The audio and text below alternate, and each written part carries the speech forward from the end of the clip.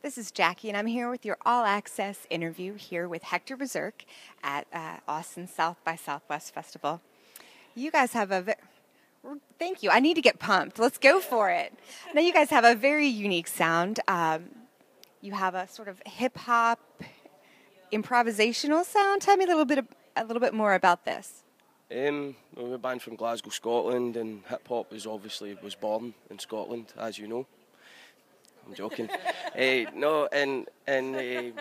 suppose we just take samples of different styles of music that we like, different evolutions of music, and try and make it our own. So whereas in a traditional hip-hop setup, you would sample a break from a James Brown record or from an old funk tune, you would take the break from that and build and sample and loop it up and build from it. Rather than that, what we started to do was take elements of dub, elements of funk, elements of punk, and twist them up and make them our own with a very Scottish twist. So. I was going to say, when I read your profile, read your background, and learned about Scottish hip-hop, I was very intrigued. Your performances are not just vocal, they're not just for the ears. Can you tell me a little bit more about your live shows? Well, again, like we take a lot of influence from hip-hop culture, and one of the elements is graffiti art. So as part of our show, we have an artist that we work closely with, and she's called Pearl Kinnear, and she'll do live art during our set. And then the other element of the b-boying dance sort of culture, we often have a b-boy will come and dance while we're playing as well, because we want to take as much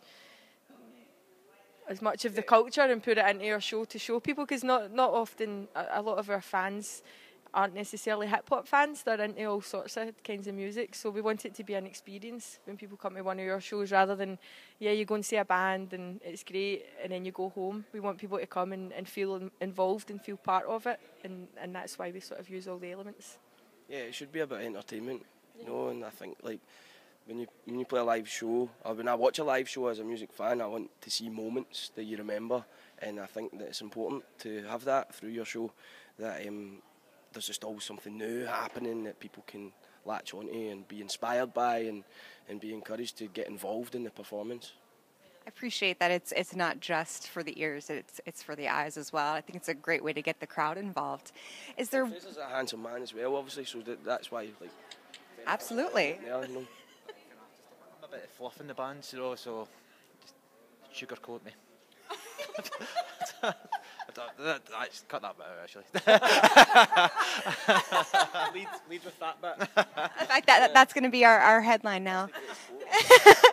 Is there one song that you guys have out now that is sort of the best showcase of your sound, that if fans, especially here in Austin, hear one song, what's the one song you'd want them to hear?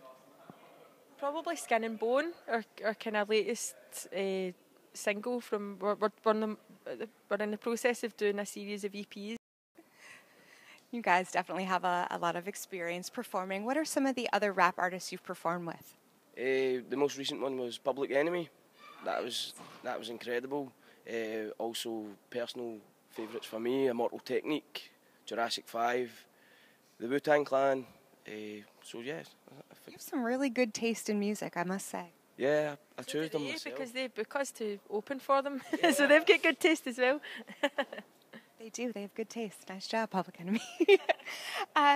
So you've already told me a bit about your stage performance. How do you bring that to a showcase here in Austin, where set times are often very, very short?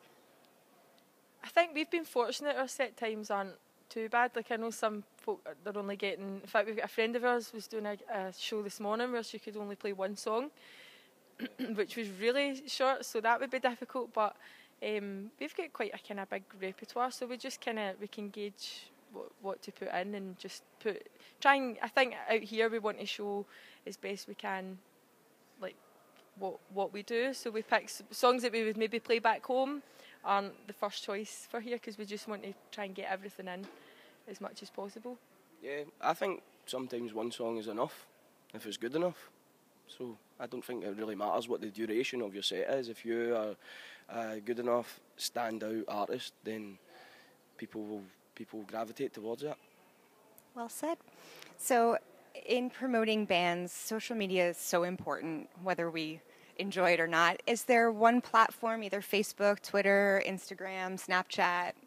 There's like then so many more. Is there one that you find yourself using more than others? Well, we don't actually have the internet in Scotland. We've been banned. I'm only joking. We just met the drummer from, well, Paul and Audrey are both drummers, and we just met the drummer from Blondie there. So that's Twittered. So that's gonna be tweeted. We say Twittered in Scotland. No, we don't. But Facebook, I think, is our main one. Facebook and Twitter are the main social media. But we've got Instagram, and we use everything. There's a video from the first night we played on Monday in the West Tent, and there was a video about a minute long that went pretty good. I mean, there's been about 10,000, I think, now who've watched it. So that's, Good, yeah.